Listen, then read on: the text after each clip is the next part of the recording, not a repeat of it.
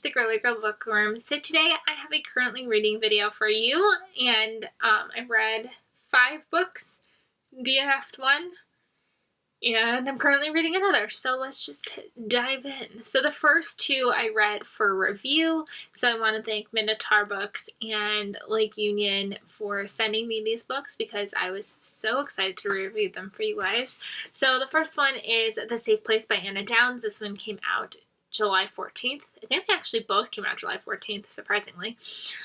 This is kind of a domestic thriller. We are following our main character, Emily, and she is just having bad luck. She wants to be an actor, so she's doing like this temp job, but she gets fired from the temp job. She's not doing well.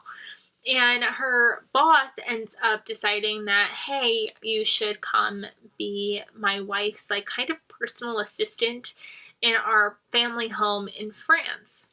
So things are starting to look kind of on the up and up for Emily, but obviously when she gets there, things seem a little off to her, and she's going to figure out why they're off. We are following her perspective, but we're also following her boss's, Scott's, perspective as well. This one was a good read. I gave it 3 stars. It was a little bit slower than I would like my thrillers to be. I didn't necessarily, I guess, see the twist coming, but it wasn't really a twist. Like, the ending felt like the author was just trying to tie everything up kind of in a nice, neat bow, which I didn't really love. It also didn't feel the most unique, because it really kind of reminded me a little bit of I'm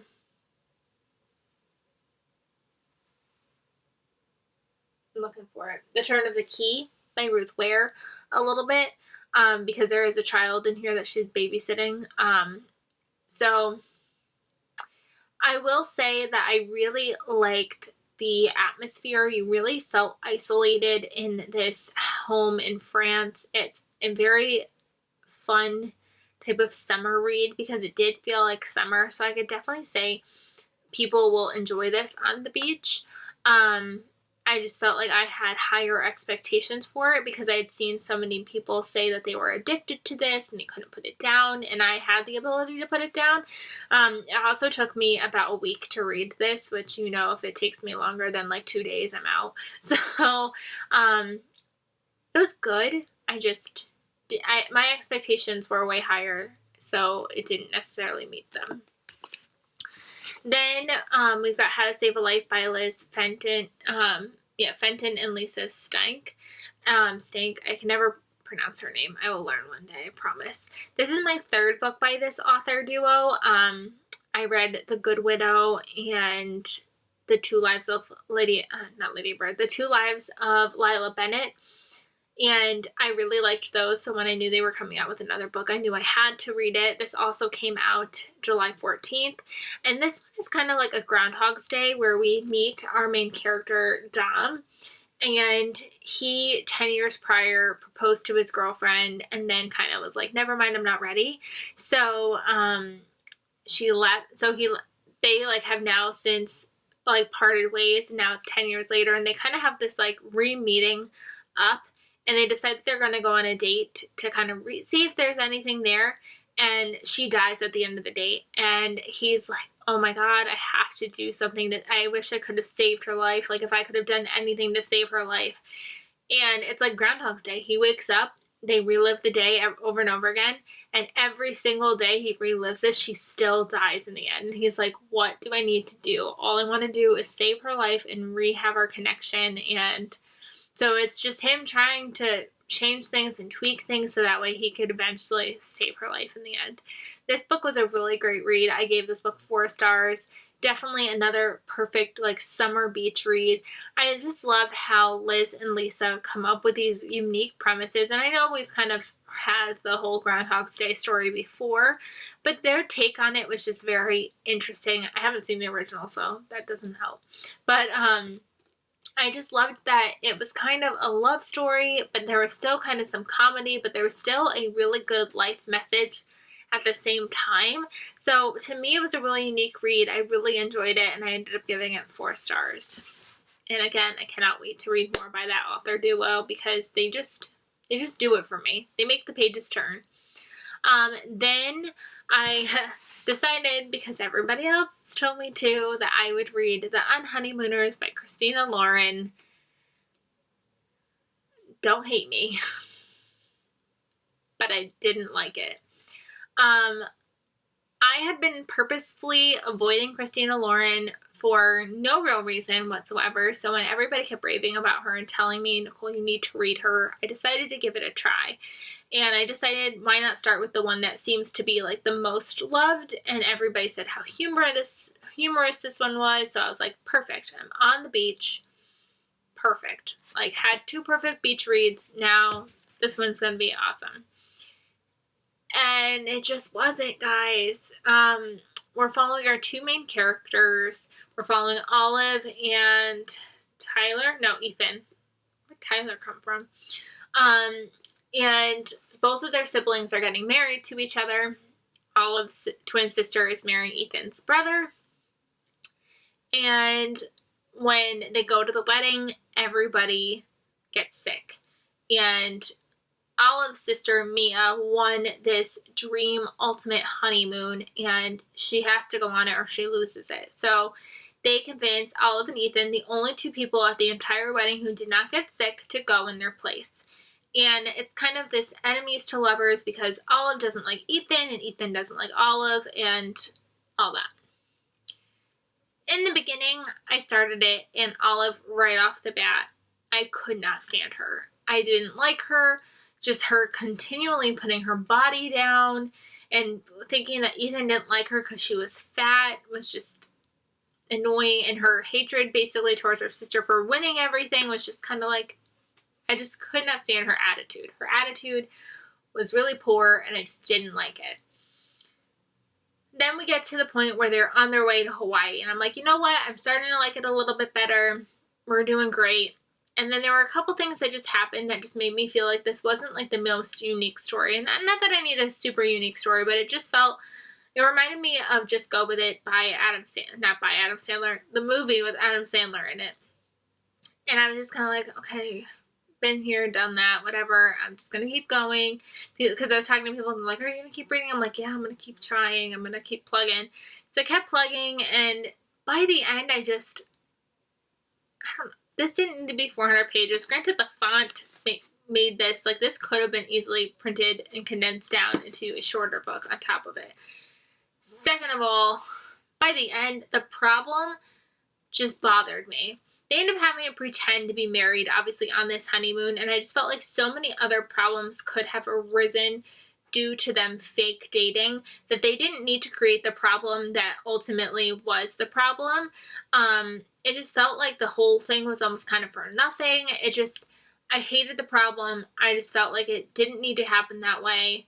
And then that just like tanked my rating by far. Because at first I was like, okay, this could be a 3-star rating. Then I thought maybe 4, and it brought it back down to 3 once it started dragging. And the minute that happened, I went 2 stars.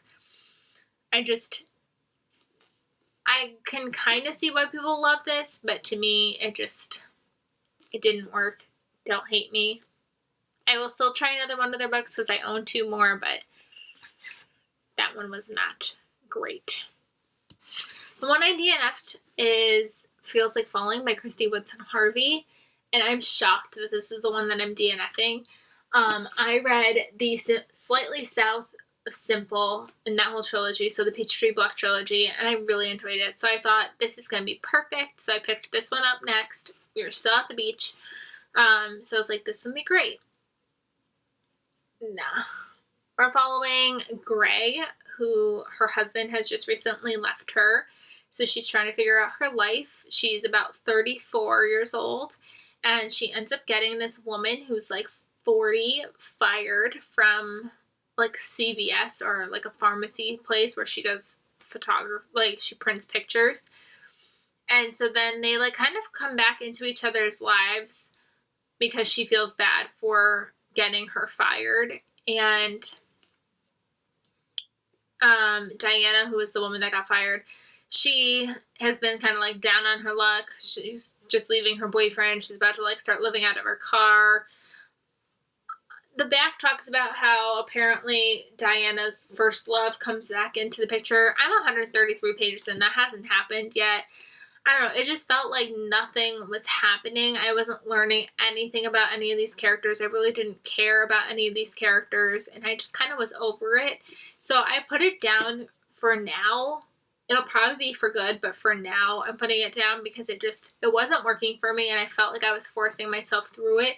I put it down when I got home because I found another book that I wanted to read immediately, so I started reading that one, and then I was going to try to come back to this one. I read a couple, quite a few more chapters, and it just, I felt like I was forcing myself through it, and I had to put it down. So, unfortunately, this is a DNF for now.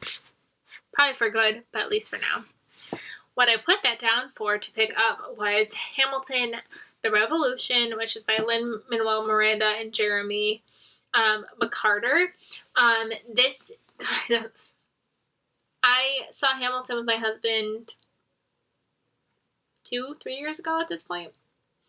And obviously with Disney Plus, my love for the show has re-sparked because I kept saying I wanted to see it again and finally got to see it again. So then I was like, I love knowing behind the scenes kind of information. So I thought that this would be really fun because this is the nonfiction version of somebody who followed kind of Hamilton starting off kind of as an idea leading all the way up to its first night at Broadway. This book is $45. I found it on Amazon for $19. It's a gorgeous book. The paper feels like old school paper. It's nice and thick, and it's gorgeous. Definitely gorgeous, especially if you love this show. It's going to be definitely a collector's item you want. But to me, I would have never spent $45 on this. So when I found it for $18, I said, sign me up.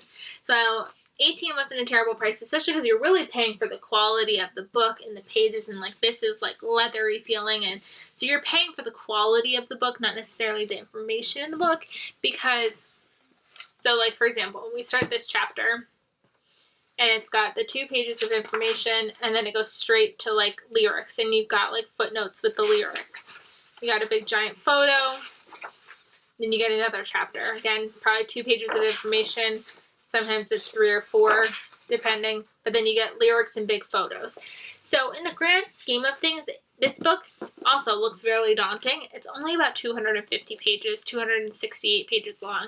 So if you took out the photos and you took out all that, you'd probably end up with a really short book.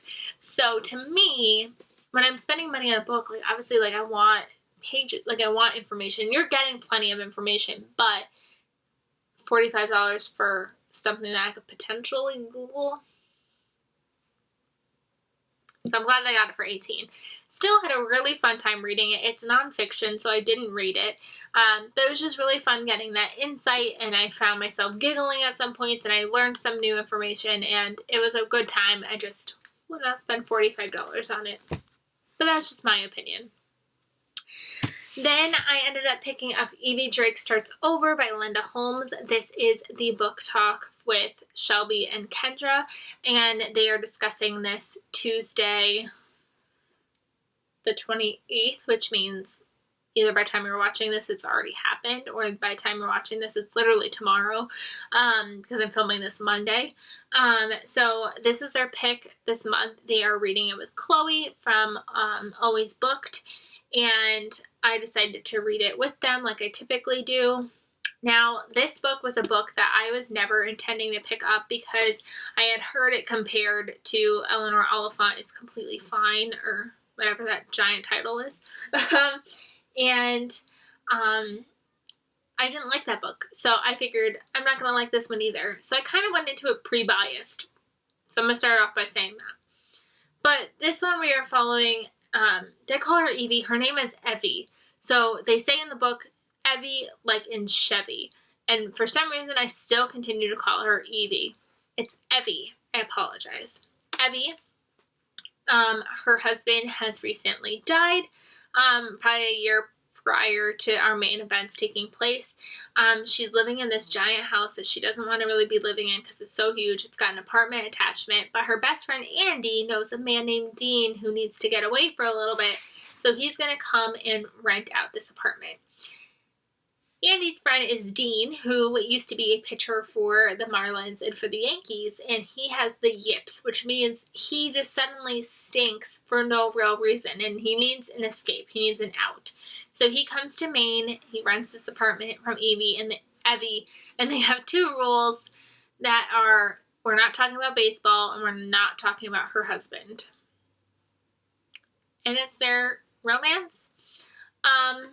I gave this one 3 stars. I really love the setting. I'm from New England, so anything with the New England setting makes me instantly feel like I relate 10 times more to it. And I used to vacation in Maine all the time when I was a kid, so to me, this felt like home. It's 280 pages, so it's under 300 pages. And in the beginning, I felt like I flew through pages. And then by the end, I was like, is this over yet? Are we done? But the thing is, with this one, there was nothing that I really didn't like. There was nothing that I can pinpoint, like, I didn't like that. And there's nothing that I can really say, oh, I really liked that, besides kind of the setting. So I ended up giving it 3 stars because there's nothing that I really disliked about it, but there's nothing that I really liked about it either. I just found it to be a really easy, lightweight kind of story. It does deal with kind of the hard topics of kind of emotional abuse, and a lot of gaslighting. So if you have an issue with that, I probably wouldn't read it. But to me, it just kind of was an average book. I liked it. I could see a lot of people liking it, but to me, it just didn't wow me. I kind of needed something more from it to wow me. But yeah. The book that I am currently reading is My Dear Hamilton. Can you tell I'm in a Hamilton phase right now? And this is a novelization of Eliza Schuyler Hamilton, so Hamilton's wife. I am literally only 50 pages in. She hasn't even technically met Hamilton at this point. So I just thought it would be really fun to kind of learn more about her without actually diving into a giant nonfiction story. My plan is, granted, my nonfiction pile is huge, and I only read about 1 nonfiction a month, so it would take me a while to get to it. But I do kind of want to read the book by Ron Shenbrough, I think his name is. He's the one who wrote the book that kind of inspired Lin-Manuel Miranda to write the Hamilton musical. So I would kind of like to get to that at some point, but I thought a nice fiction story would be a good start. It's only 600 and something pages. Not daunting at all, right? But yeah, I just thought this would be a fun little Hamilton without having to watch the musical 16 times. Which I probably will still do, because we literally listen to the soundtrack on repeat. So yeah, that is what I have currently read. Let me know what you've been reading down below, and I will see you guys really soon. Bye, everybody.